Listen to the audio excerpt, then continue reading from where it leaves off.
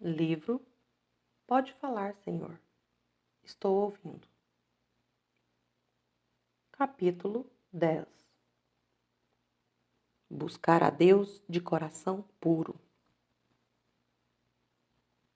Dei uma olhada para o sobrado da família de Jim, com seu estilo escandinavo e sua maravilhosa vista do porto. Jim conduziu-me ao quarto de hóspedes, que era bastante simples, mas confortável e isolado, já que tinha uma saída própria para a rua. Lembrei-me da ordem de Deus de que eu devia isolar-me das pessoas. Liguei para Jimmy e Janice para dar-lhes a desagradável notícia de que eu não poderia auxiliá-los. Bem, Lauren, você deve fazer o que é certo, replicou Jimmy com seu falar arrastado, típico de Oklahoma. Mas eu imaginava o que ele estava pensando. O que significa isso? Que não iremos vê-lo por 7 dias? Você vai jejuar enquanto nós fazemos o trabalho todo? Mas ele não falou nada disso. Era uma pessoa muito leal. E isso tornava tudo ainda mais difícil. Assim que desliguei o telefone, ajoelhei-me ao lado da cama. Sim, era isso mesmo que eu deveria fazer. Orar. De algum modo que eu ainda não vislumbrava bem, esse período de isolamento ia ser importante para o nosso trabalho. Eu sempre ouvira falar em santidade.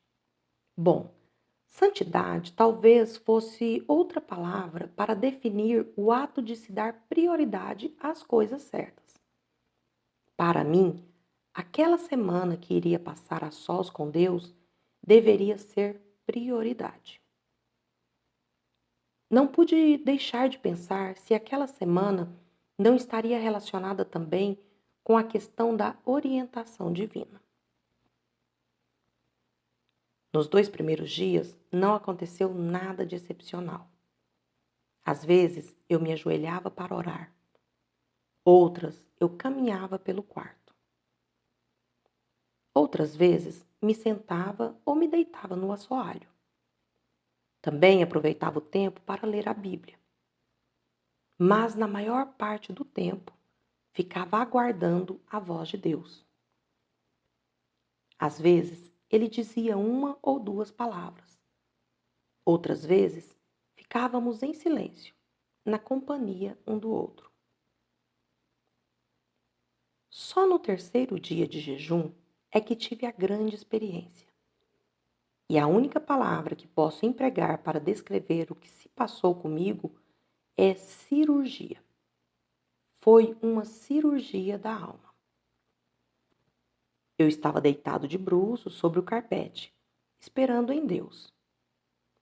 De repente, senti um afiado bisturi na consciência. Lembra-se de Springfield? E imediatamente, com rapidez espantosa, vieram-me à lembrança minhas atitudes. Eram atitudes de crítica e de ressentimento para com os líderes de minha denominação, que não tinham enxergado o plano da Jocum da mesma forma que eu o vira, principalmente o irmão Thomas Zimmerman.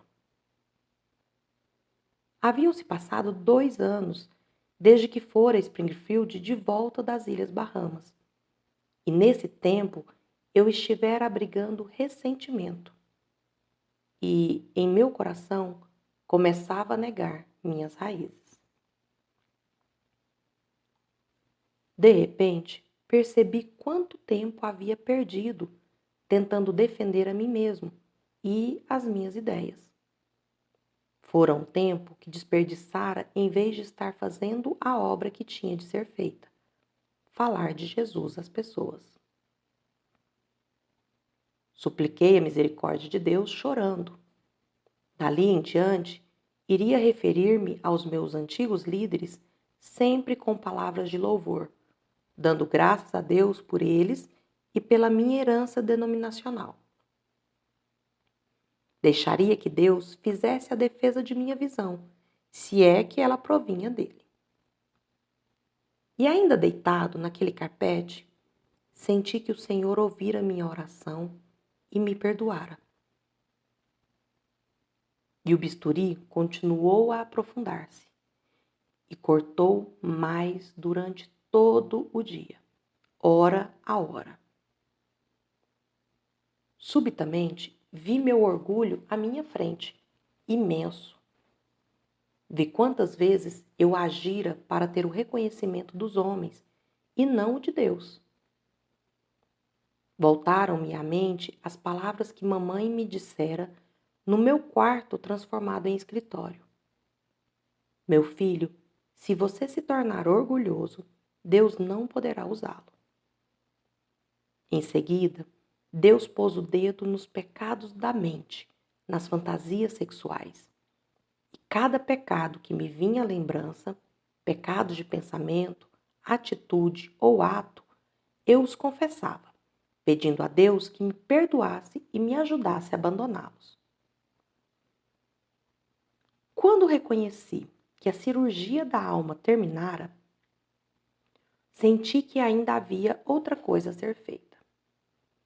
Arranjei papel de carta e uma caneta e pus-me a escrever as diversas cartas que sabia que teria que escrever para acertar tudo com as pessoas.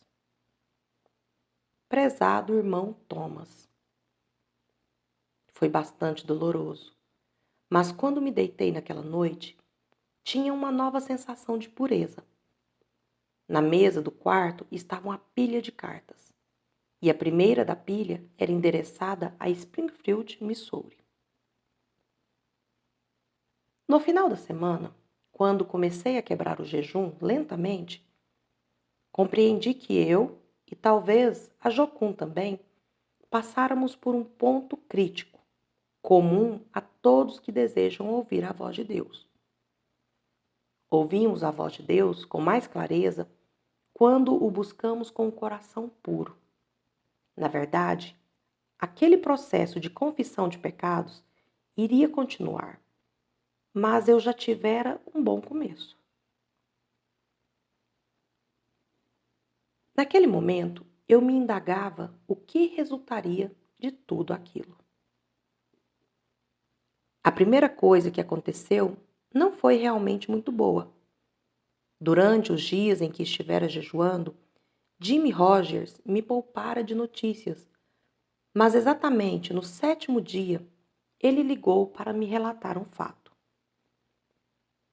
Antes de ir para a Nova Zelândia, havíamos despachado para lá 100.000 livretes para serem distribuídos nos lares e nas ruas. Eles haviam chegado durante a semana em que eu estava fazendo jejum e haviam sido guardados no subsolo de uma fábrica.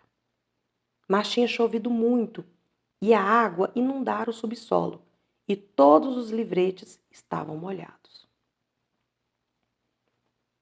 Loren, será que você poderia vir aqui agora? Disse ele e deu-me o endereço. Meia hora depois, eu seguia para a fábrica e lá chegando, descia ao porão. Jimmy veio ao meu encontro e apenas abriu os braços, desconsolado. Janice e mais 3 dos nossos voluntários estavam tirando os livretes ensopados das caixas molhadas e empilhando-os numa mesa grande.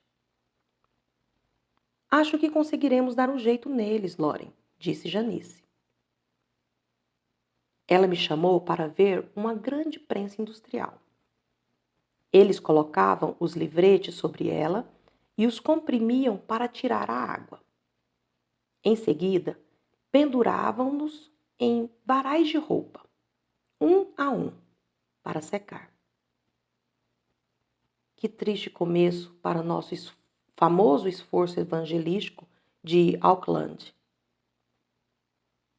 Entretanto, apesar de tudo, não estávamos desalentados. Passamos a semana toda secando os livretes em varais. No sábado pela manhã, dirigimos-nos a um prédio, num dos setores mal afamados do centro da cidade. Você não gostaria de ver a cara de mamãe se ela nos visse aqui, mana? Indaguei rindo para Janice. Havíamos parado em frente ao Pink Pussycat Club, o café-bar evangélico no qual instaláramos nosso núcleo de trabalho. Ficava no subsolo de um prédio ao lado do Pussycat.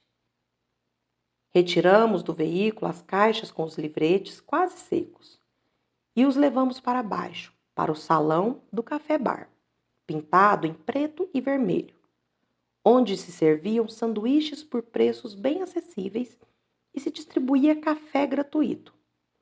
O bar atendia as pessoas dos arredores. E os voluntários foram chegando em grupos de 4 ou 5. E afinal, tínhamos cerca de 30 jovens no salão. Olhei para aqueles rapazes, quase todos ainda na adolescência, vestido em calças apertadas, e as moças com suas mini-saias e sapato de bico quadrado. Meu olhar foi atraído para um jovem de rosto largo, com traços de polinésio e um sorriso despreocupado. Por que será que ele parecia destacar-se no meio dos outros? Será que de entre esses 30 jovens iriam sair futuros missionários? Será que algum dia alguns desses jovens se encontrariam em lugares como as Filipinas, a África ou até mesmo países da Cortina de Ferro? Respirei profundamente e comecei a falar-lhes, explicando as razões de estarmos ali, em Auckland, expondo-lhes nosso plano de ação.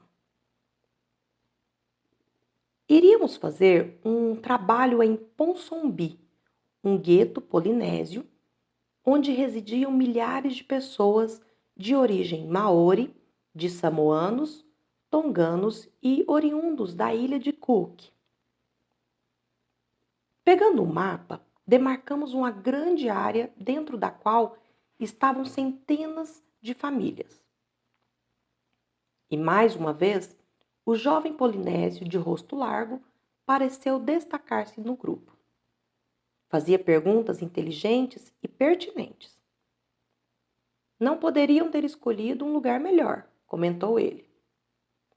Espero que você esteja certo. Como se chama? Perguntei.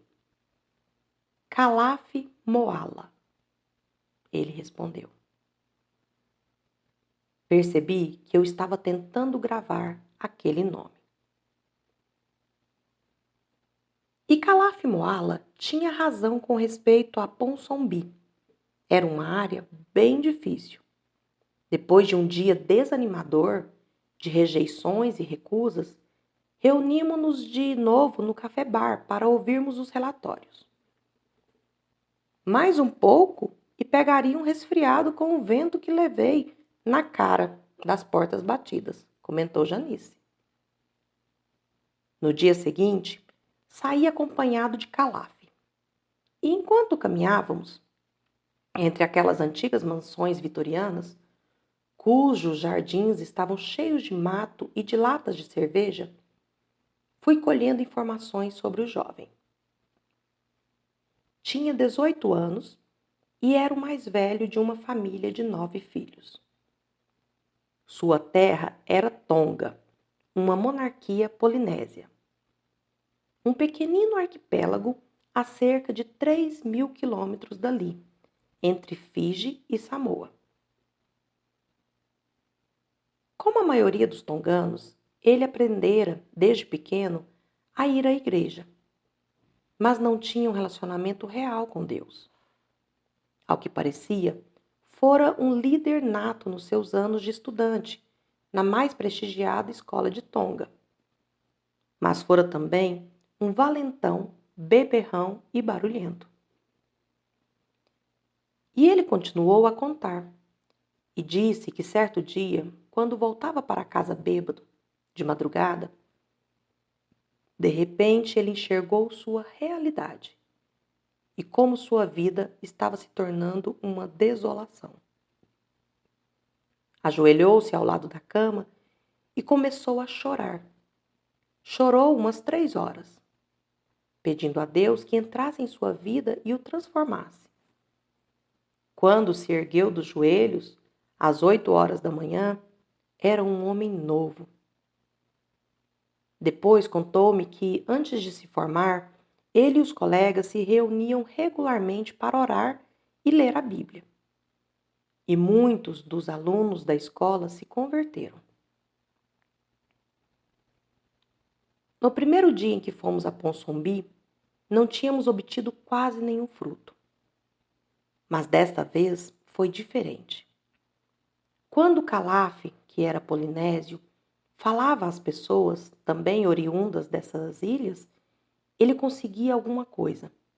As pessoas o ouviam, e o ouviam principalmente quando ele não pregava, mas apenas dava seu testemunho e falava de como o poder de Deus o transformara. E à medida que as horas passavam, comecei a desejar interiormente que esse jovem Calaf viesse a fazer parte da grande liberação da obra que estava pedindo a Deus em oração. Eu não tive que esperar muito. Quase no fim da nossa semana de atividade, certa noite, no café bar, Calaf disse que desejava conversar comigo. Fomos para um canto do salão e, procurando superar o ruído da música do lugar, ele foi direto ao assunto. Loren, acho que precisamos levar um grupo da Jocum a Tonga. Em seguida, explicou que em julho, dali a 5 meses, se daria a coroação do novo rei. Milhares de tonganos estariam se deslocando para a capital do país. Acho que seria a ocasião ideal para vocês irem lá, falou. E depois acrescentou. E eu poderei trabalhar com vocês em tempo integral. Já resolvi que vou desistir de meus planos. E eram planos muito bons. Vou regressar a Tonga e começar os preparativos para a ida do grupo. Olhei para Calaf, já me sentindo entusiasmado. Sabia de seu excelente potencial profissional e estava admirado pelo que ele iria sacrificar com aquela decisão. E era exatamente de coisas assim que precisávamos para crescer. De jovens, moços e moças que ouvissem a voz de Deus, eles mesmos, e se dispusessem a obedecer e sair a trabalho. Vamos fazer isso. Estava acertado. E naquela mesma noite, com as paredes a vibrar com a música barulhenta e exuberante, oramos por Tonga. Quando retornei à casa de Jim Dawson, já bem tarde daquela noite, pensava que talvez Calaf fosse nosso primeiro membro que iria ocupar-se do mundo não ocidental. Lembrei-me também de que ele me fora dado após meu período de purificação, oração e jejum. Minhas 6 semanas na Nova Zelândia tinham chegado ao fim. Quando subi os degraus do avião que me levaria para o Havaí, onde me encontraria com Darlene, já que tínhamos planejado encontrar-nos lá para uma segunda lua de mel, fiquei a refletir no quanto me sucedera neste curto espaço de tempo.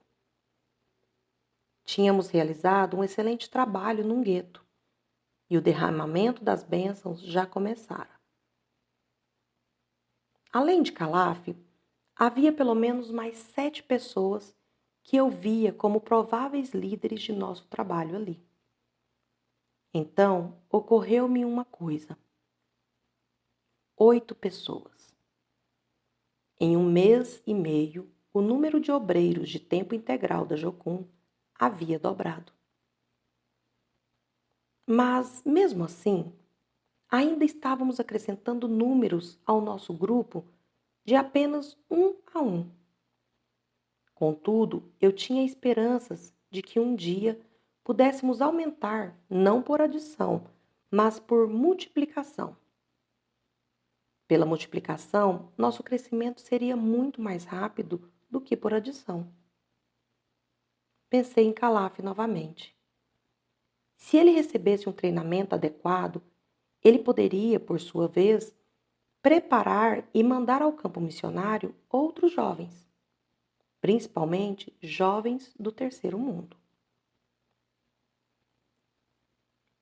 O avião subiu, atravessou as nuvens e estabilizou-se numa altitude de 30.000 pés. Refletindo mais, senti que aquelas últimas semanas tinham sido de muito aprendizado para mim. Aprendera princípios sobre orientação divina, de pessoas que conheciam outros métodos para se discernir a voz de Deus. Depois, eu também pusera em prática esses princípios. Na verdade, isso tudo não era muito diferente da criação que havíamos recebido em nossos lares. Tanto eu como Darlene tínhamos tido uma infância tão rica, tão cheia de ensinamentos e exemplos de nossos pais e avós, que, de certo modo, gozávamos de uma vantagem até injusta. Não seria maravilhoso se pudéssemos ter uma escola planejada dentro dos moldes de uma família, onde os alunos pudessem ter acesso a esse tipo de informação com oportunidades para testá-las por si mesmos? Que ideia excelente! Aliás, era uma ideia vinda de Deus. E se assim o fosse, talvez eu pudesse ver operando na prática o princípio dos reis magos, pelo qual 2 ou mais pessoas avistam a mesma estrela-guia, ao mesmo tempo. Se a ideia de abrir-se uma escola para ensinar aos jovens os métodos pelos quais Deus opera realmente estivesse vindo dele, então não seria errado esperar que ele diria o mesmo a mais de uma pessoa. É lógico que eu gostaria de falar dela a Darlene. Mas, por outro lado, seria melhor guardar segredo acerca do meu próximo objetivo para Jocum. Meu avião chegou antes do de minha esposa. Assim que saí do ambiente da cabine, com ar-condicionado, senti o conhecido perpassar da brisa quente e o perfume das plantas floridas. Sentia-me muito feliz por havermos resolvido passar aqueles dias juntos, a sós no Havaí, antes de nos lançarmos novamente ao trabalho no continente. Parecia que havia nesse lugar alguma coisa que combinava muito comigo. O que seria? Olhei ao meu redor para aqueles rostos, uma mistura de orientais, polinésios e ocidentais. O Havaí era realmente o ponto de ligação entre o Oriente e o Ocidente. Antes de Darlene chegar, só tive tempo de alugar um jipe, que estava pintado em listras rosa e branco.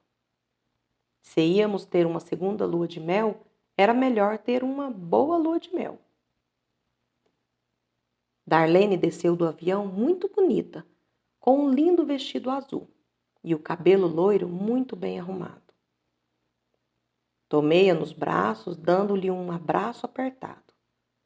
Colocamos nossas malas no jipe cor-de-rosa e saímos correndo para o pequeno apartamento onde nos hospedaríamos. O vento, num instante, desmanchou o penteado dela. Sem mais demora, eu a pus a par de tudo o que sucedera na Nova Zelândia. O encontro com Jim e Joy e Calaf, e falei sobre a terrível e ao mesmo tempo maravilhosa cirurgia da alma que eu experimentara na casa de Jim. E principalmente tudo o que eu aprendera sobre orientação divina. Embora pareça incrível, Darlene contou-me que também estivera jejuando e orando exatamente nos mesmos dias que eu, e também passara por uma cirurgia da alma. Era maravilhoso ver como Deus estava nos orientando, os dois juntos, embora estivéssemos distantes um do outro por milhares de quilômetros. Certo dia, estávamos passeando pela ilha e paramos em Blauroia, um pouco além de Diamond Head. Paramos o jipe, saímos e pusemos-nos a caminhar sobre as pedras de lava vulcânica. Lá embaixo, ondas gigantescas batiam nas imensas rochas, quebravam-se e voltavam. Às vezes, uma onda maior rolava para a praia, entrava por baixo de rochedos que possuíam orifícios, e a força era tanta que a água espumejante esguichava pelos orifícios, formando uma nuvem de gotículas. Sentamo-nos numa pedra e ficamos a apreciar o espetáculo. A enorme força da água me deixava abismado. E mais uma vez, retratei mentalmente as ondas de jovens. E lembrei que eles também precisariam aprender a ser bons canais para transmitir ao mundo o poder de Deus. Havia mais uma coisa que eu desejava falar a Darlene. Uma coisa muito especial. E aquele lugar parecia o cenário perfeito para isso, com as ondas se quebrando aos nossos pés. Sabe de uma coisa, Dar? Principiei. Tenho uma ideia na mente, uma ideia de um projeto grandioso. E falei sobre nossa escola. É uma ideia excelente, disse ela. Ultimamente, temos recebido tanta coisa de tantas pessoas maravilhosas. Eu gostaria muito que outros jovens tivessem essa mesma oportunidade. Um tapete de nuvens tropicais ia se formando nos picos das montanhas, às nossas costas, enquanto conversávamos animadamente sobre as ideias que nos ocorriam. Os jovens iriam aprender a amar a Deus de todo o coração, mente, alma e corpo. E poderiam aprender isso com homens e mulheres que já estavam praticando e que iam ensinar. Seria um corpo docente flutuante, e os instrutores, cada um por sua vez, viriam diretamente do campo para lecionar. E poderia ser organizada nos moldes de uma família, todos aprendendo juntos, alunos e mestres, sugeriu Dar. Relembrando como tínhamos conseguido nos aproximar bastante dos jovens que haviam ficado conosco no hangar de Nassau. Os jovens não estariam aprendendo apenas na sala de aula, mas também através da experiência. Iriam aprender fazendo. Iriam para países estrangeiros, iriam conhecer outras pessoas, as condições em que elas viviam, ministrando-lhes o Evangelho. E as ideias começaram a suceder-me umas às outras. E ficamos a repassar os detalhes de nossa escola. Até que notei que o sol já estava bem baixo, no horizonte, tal qual uma enorme esfera cor de laranja. Mas antes de abandonarmos o nosso cantinho ali naquele rochedo, falei a Dar a respeito de um outro princípio sobre a orientação divina, o de mantê-la em segredo até que Deus nos desse permissão para contá-la aos outros. Talvez essa viesse a ser uma das situações em que ele nos mostraria, através de outras pessoas, que essa ideia acerca da escola tinha provindo mesmo dele. Estávamos esperando ansiosamente o Natal, que passaríamos com meus pais em seu novo apartamento em Alhambra, Califórnia. Jimmy e Janice viriam da Nova Zelândia, onde tinham ficado depois que eu viera de lá, havia 10 meses. Papai estaria, como sempre, exercendo suas atividades de missionário e superintendente de igrejas. Iríamos também rever Phyllis e seu marido Lem e seus 2 filhos, já que moravam a algumas quadras da casa de meus pais. E, naturalmente, mamãe estaria lá para temperar a conversa com seu condimento especial. Entramos pela porta adentro e fomos encontrando o aroma de peru assado. Mamãe veio da cozinha, o rosto avermelhado pelo calor do fogão, e nos abraçou calorosamente. Depois, papai também nos envolveu com seus braços grandes e foi seguido pelos outros em fila. Imediatamente, me pus a interrogar Jimmy e Janice a respeito do trabalho nos últimos meses, lá no sul. Estava ansioso para saber notícias de Calaf e do trabalho em Tonga. Eles tinham tanta coisa para contar que os dois quase brigavam para narrar tudo. Disseram que assim que chegaram a Tonga, com 35 estrangeiros, Calaf arregimentou mais 20 tonganos para trabalhar com eles. Tinham vindo pessoas de todas as ilhas para a capital, para assistir à coroação. Então, os jovens da Jocum haviam distribuído milhares de folhetos. E parecia que todas as pessoas ali queriam um, e ninguém o jogava fora. Recordei-me de como o povo em Ponsonby recusava nossos livretes. E centenas de tonganos se renderam a Jesus. E Calaf, indaguei. Fez um excelente trabalho, explicou Jimmy. Então pensei comigo mesmo, deu certo. A obra está se multiplicando agora, sem que eu esteja lá. Se ao menos Calaf pudesse vir para a nossa escola. Já estava quase na hora do nosso almoço de Natal e mamãe estava toda atarefada com as panelas na cozinha. Dar passou perto de mim e dirigiu-me um olhar bastante significativo. Compreendi que ela pensava no embrulho especial que colocara debaixo da árvore.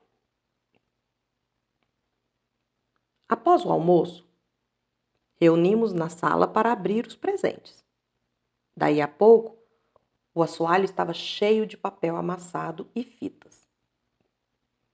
Restava apenas um grande pacote no qual havia uma etiqueta com os dizeres: para a mamãe, de Loren e Darlene, para ser aberto no fim.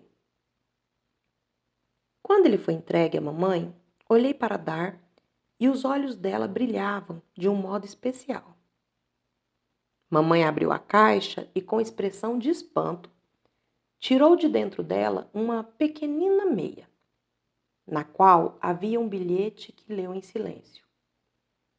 Ela abriu a boca e arregalou os olhos e olhou direto para nós. Puxa, é verdade mesmo? Exclamou mamãe, fitando-nos com um sorriso maroto. O que é? O que está escrito aí? Gritaram os outros quase ao mesmo tempo. Finalmente, procurando fazer-se ouvir acima do murmurio geral, mamãe leu em voz alta. Esta meiazinha é para a senhora ir enchendo até o ano que vem. Em julho, a senhora vai ganhar o 3º neto. Após 5 anos de casamento, eu e Dar achávamos que estava na hora de termos nossos filhos.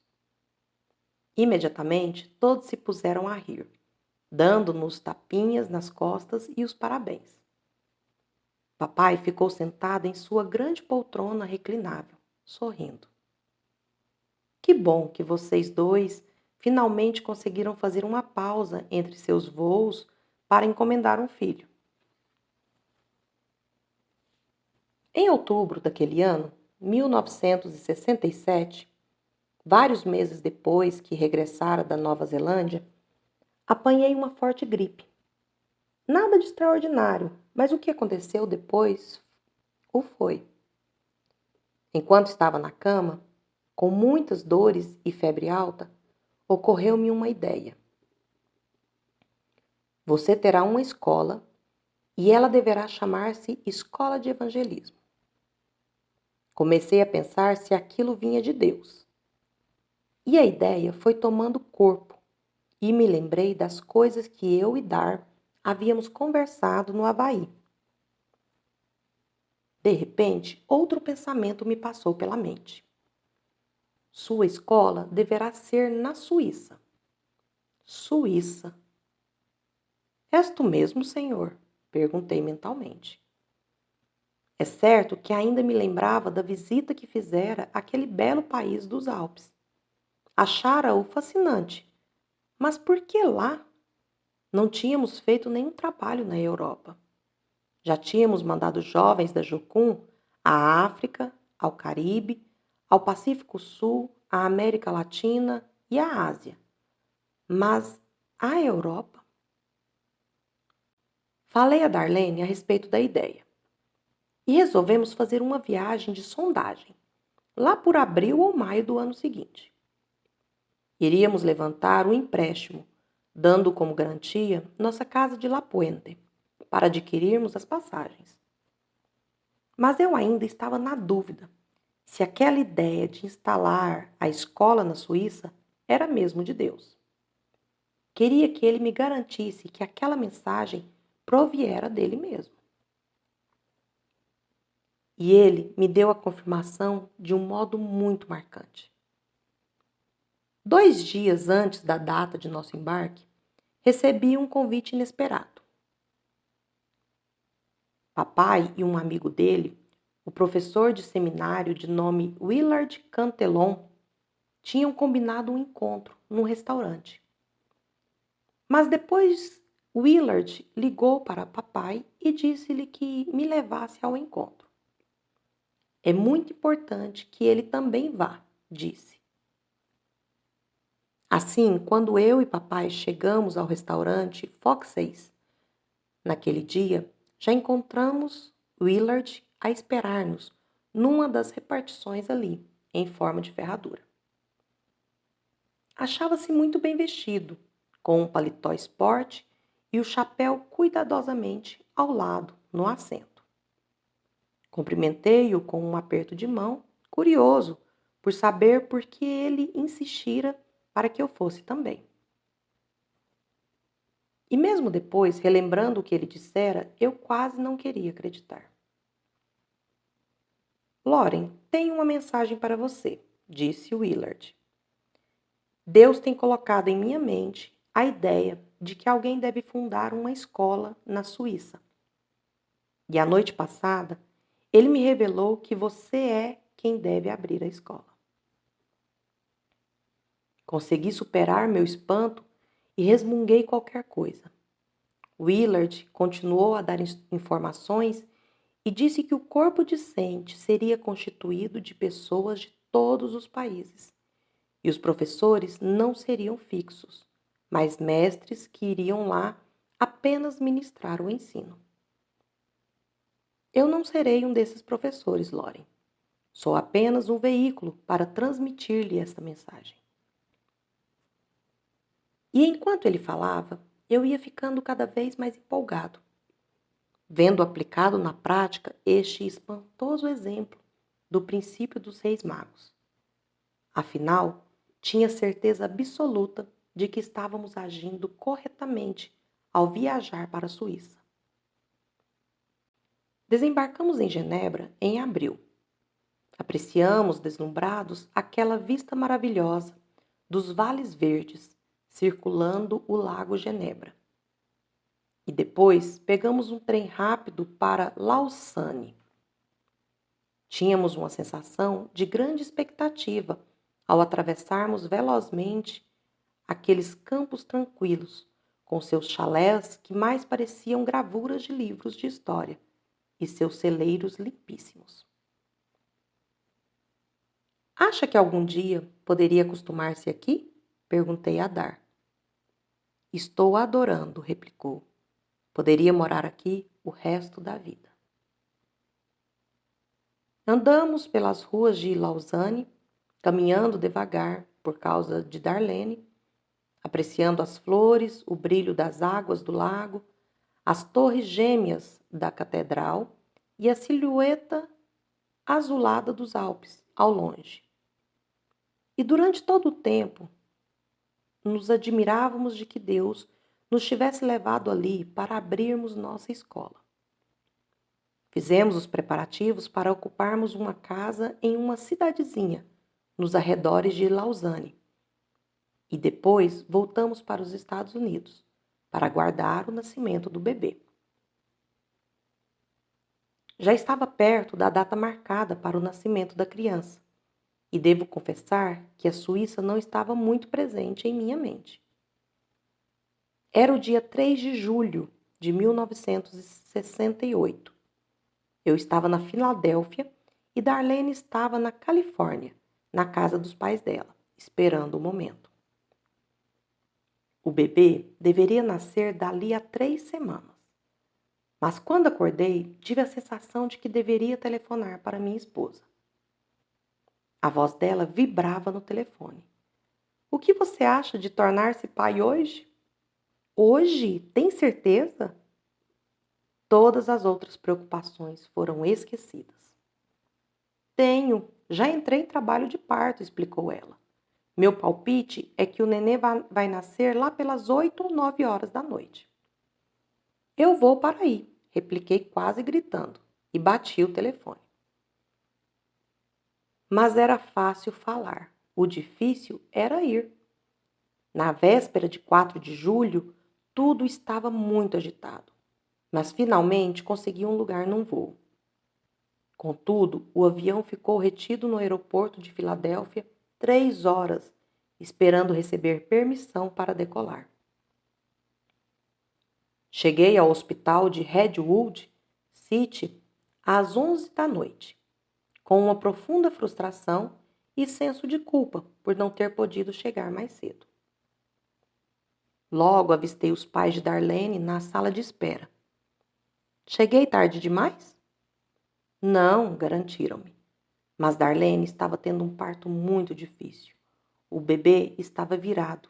Ia nascer de traseiro. Corri para a sala de preparação. Ela estava muito pálida e parecendo muito fraca, alternando esforços para dar à luz a criança com momentos em que se deixava cair de novo na cama, sobre os lençóis molhados de suor. Resolvi esperar sua chegada, falou quase sem forças, com um leve sorriso, e logo depois fez uma careta de dor. Agarrei a mão dela e sentei-me ao seu lado para esperar e orar. Chegou o momento de a levarem para a sala de parto.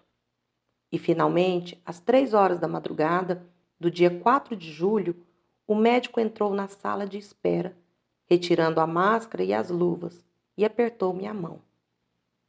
Parabéns! Nasceu uma linda menina.